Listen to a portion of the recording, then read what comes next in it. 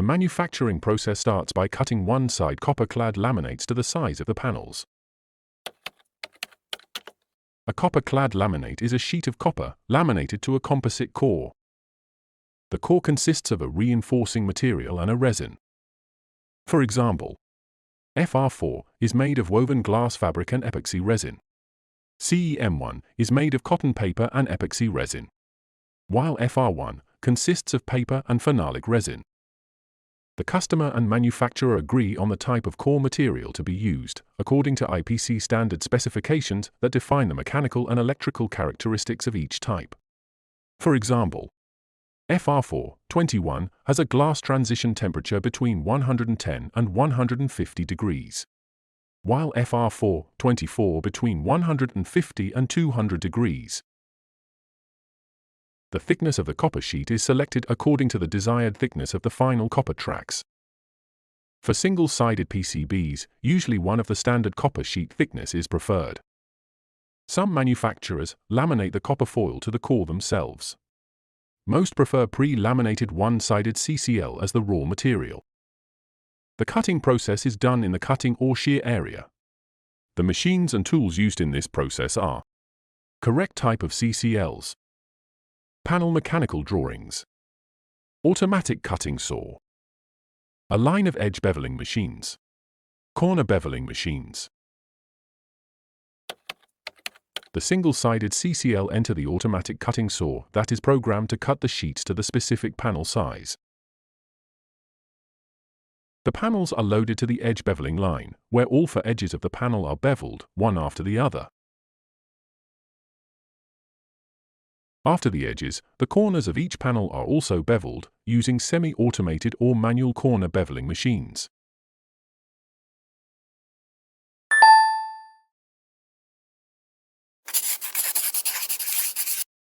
The next step is to drill the mechanical and component lead mounting holes in each panel. The coordinates and drill size of each hole are provided in the drill files. Using those files, the CAM engineers create the program for the automatic mechanical or laser drills used in production. Drilling through the CCL generates burrs at the entry and exit point of the drill. Those are later brushed away in the deburring stage of the process. Drilling is done in the mechanical drilling area. The machines and tools used in this process are the panels, the drilling program, automatic drills, grinding machines for deburring. The panel is placed between a thin aluminium entry and a much thicker phenolic exit plate. This is done to prevent burr formation and protect the copper surface. Then, the automatic drill creates the holes according to the drilling program. Finally, the drilled CCL panels are loaded to the grinding machine to remove burrs and other imperfections.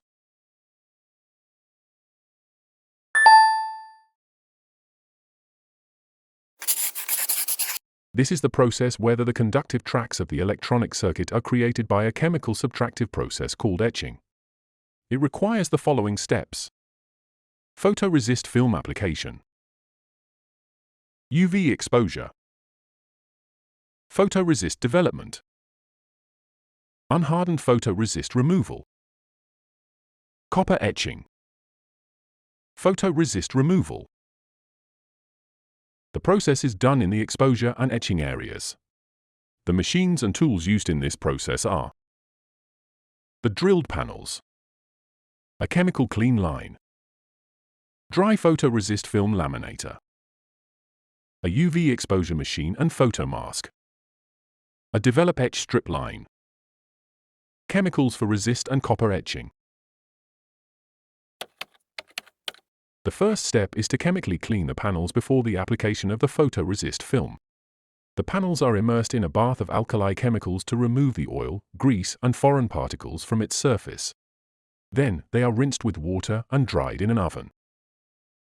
The clean panels are coated with a dry photoresist film using hot roll laminators. The panels are left to cool down and then transferred to a dark room, where the exposure machines are. The copper layer photomask is aligned on top of the photoresist and both are placed on the vacuum frame of the exposure machine. Exposure time and level depends on the resist. During exposure, the resist under the clear areas of the photomask is cured by the UV light, while the rest remains unhardened.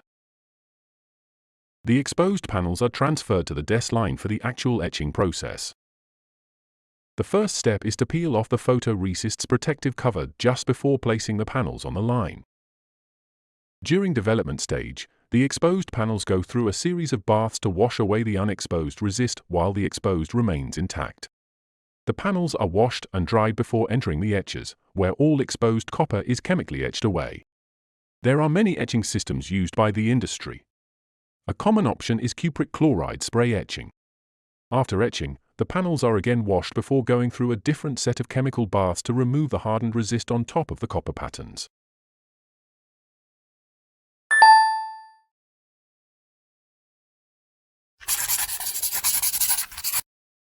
This is the process where the etched panels are optically inspected for defects in copper patterns. Those defects might be wrong size, shape, or position of features. Some features may have too much copper, while others might have been over-etched. Features might be too close to each other, or there is a hole breakout. Missing features.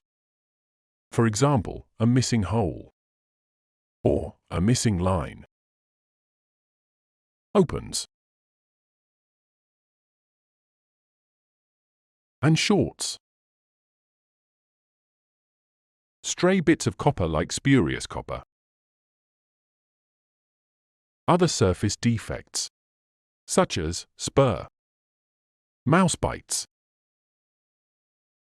and pinholes. The optical inspection process is done in the quality inspection area. The machines and tools used are etch panels, Gerber files, automatic optical inspection machine.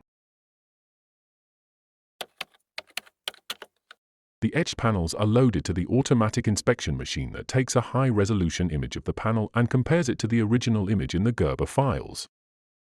If any defect is found, the process stops and the machine indicates the exact position of the defect to the operator. Sometimes a golden board is used as the reference instead of the Gerber files.